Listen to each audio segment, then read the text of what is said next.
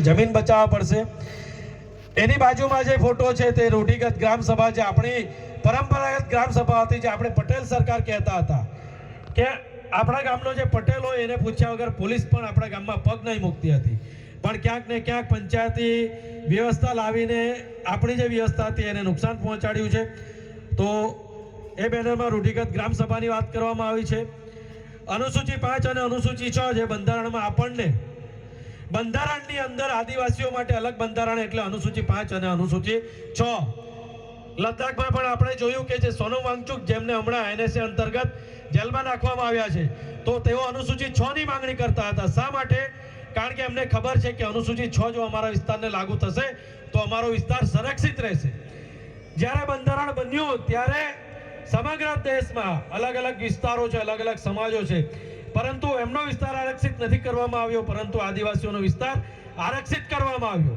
પરંતુ જેટલી પણ આઝાદી પછી સરકારો ચૂંટાઈ, એ સરકારોએ આજ દિન સુધી અનુસૂચિ 5 અને અનુસૂચિ 6 ની અમલવારી નથી કરી।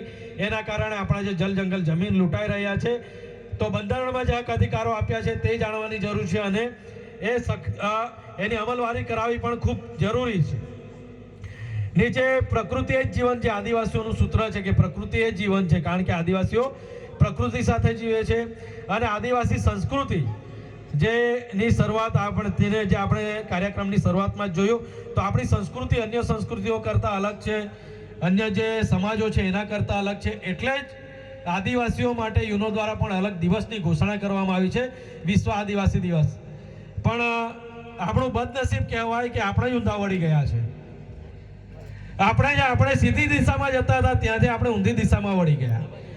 આપણને જે ચોપડીયું જ્ઞાન આપ્યું, એ ચોપડીયું જ્ઞાનમાં આપણને એટલા બધા ગૂંચવી નાખ્યા આ લોકોએ।